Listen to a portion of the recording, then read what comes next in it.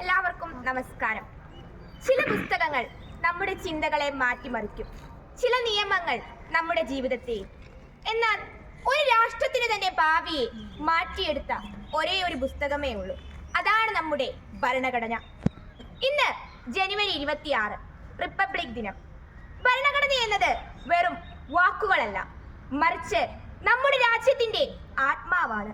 സ്വാതന്ത്ര്യം, സമത്വം, നീതി, ഈ 3 വാക്കുകളുടെ ജീവിക്കുന്ന തെളിവാണ് നമ്മുടെ ഭരണഘടന. ഇന്ത്യക്ക് സ്വന്തമായി ഒരു ഭരണഘടന വേണമെന്ന ആവശ്യം ആദ്യമായി മുന്നോട്ട് വെച്ചത് MN റോയി ആയിരുന്നു. ഇന്ത്യൻ ഭരണഘടനയുടെ ശില്പി എന്നറിയപ്പെടുന്നത് ഡോക്ടർ BR അംബേദ്കറും. ഇന്ത്യയെ ഒരു മതേതര ജനാധിപത്യ റിപ്പബ്ലിക്കായി പ്രഖ്യാപിക്കുകയും പൗരന്മാർക്ക് സ്വാതന്ത്ര്യം, സമത്വം, നീതി എന്നിവ ഉറപ്പു നൽകുകയും ചെയ്യുന്നു.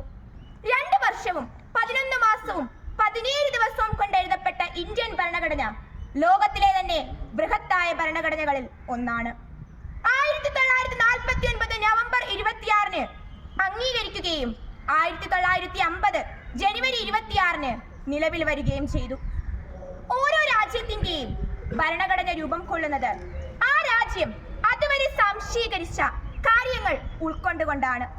ദേശീയ സ്വാതന്ത്ര്യ പ്രസ്ഥാനങ്ങൾ മുന്നോട്ട് വെച്ച മൂല്യങ്ങൾ ഉൾക്കൊണ്ടാണ് ഇന്ത്യൻ ഭരണഘടനയും രൂപം കൊണ്ടത്. ജാതി മതഭേദമന്യേ എല്ലാവരും ഭരണഘടനയിൽ സ്ഥാനം പിടിച്ചു. ഇക്കഴിഞ്ഞ ഓഗസ്റ്റ് 15 79ാം സ്വാതന്ത്ര്യ ദിനം ആഘോഷിച്ചപ്പോൾ നമ്മുടെ രാജ്യം സവിശേഷ സാഹചര്യത്തിലൂടെയാണ് കടന്നുപോയത്. ഭരണഘടനയും ജനാധിപത്യവും അട്ടിമറിക്കപ്പെടുമെന്ന കടുത്ത ഭീഷണിയും ആശങ്കയും നിലനിൽക്കുന്നു. ഓരോരുത്തരെയും ഭയമാണ് ഭരിക്കുന്നത്. നൂറ്റാണ്ടുകളോളം ബ്രിട്ടീഷ് സാമ്രാജ്യം അടിച്ചേൽപ്പിച്ച അടിമത്തത്തിൽ മുഖം പേറി ജീവിച്ച ജനത ഉജ്ജ്വലമായി ഉയർത്തെഴുന്നേറ്റതിന്റെ ഓർമ്മയായിരുന്നു ഓരോ സ്വാതന്ത്ര്യ ദിനവും. ഭരണഘടനയുടെ ആമുഖത്തിലെ വി ദ പീപ്പിൾ എന്ന് തുടങ്ങുന്ന വാക്കുകൾ രാഷ്ട്രത്തിന് ഹൃദിസ്ഥമാണ്. ജാതി മതഭേദമന്യേ എല്ലാവരും ഭരണഘടനയിൽ സ്ഥാനം പിടിച്ചു. പാർലമെന്ററി ജനാധിപത്യവും മതനിരപേക്ഷതയും ഭരണഘടനയുടെ അടിസ്ഥാന ശിലകളായി മാറി. എന്നാൽ ഭരണഘടനയ്ക്ക് അനുസരിച്ച് തന്നെയാണോ നമ്മുടെ രാജ്യം മുന്നോട്ട് പോകുന്നത് എന്നത് പരിശോധിക്കപ്പെടേണ്ടതാണ്. കാലാകാലങ്ങളായി നിലവിൽ വരുന്ന ഭരണഘടനാ ഭേദഗതികൾ ജനാധിപത്യ മൂല്യത്തെ മുറുകെ പിടിക്കുന്നുണ്ടോ എന്നും നാം ചിന്തിക്കേണ്ടിയിരിക്കുന്നു. ഇന്ത്യയിലെ ഭരണവർഗത്തിന് ജനാധിപത്യ മൂല്യങ്ങളെയും ഭരണഘടനയെയും ഉയർത്തിപ്പിടിക്കാൻ സാധിച്ചിട്ടുണ്ടോ എന്നതും നാം ചിന്തിക്കേണ്ട കാര്യമാണ്.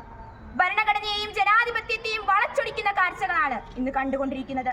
പൗരത്വ ഭേദഗതി ബില്ലും മണിപ്പൂർ കലാപവും അസമിലെ കുടിയൊരിക്കലും ബീഹാറിലെ വോട്ടർ പട്ടികയുമെല്ലാം ഇതിന് ഉദാഹരണമാണ്. നമ്മുടെ രാജ്യം ഒരു ബഹുനില കെട്ടിടമാണെങ്കിൽ അതിന്റെ അടിത്തറയായ ഭരണഘടനയെ സംരക്ഷിക്കേണ്ട ഉത്തരവാദിത്തം നമ്മൾ ജനങ്ങൾക്കാണ്. ഞങ്ങൾ ഇന്ത്യയിലെ ജനങ്ങൾ എന്ന് ഉറക്കെ പറയാൻ നമുക്ക് സാധിക്കട്ടെ എന്ന് ആശംസിച്ചുകൊണ്ട് ഞാൻ വാക്കുകൾ നിർത്തട്ടെ. നന്ദി, നമസ്കാരം.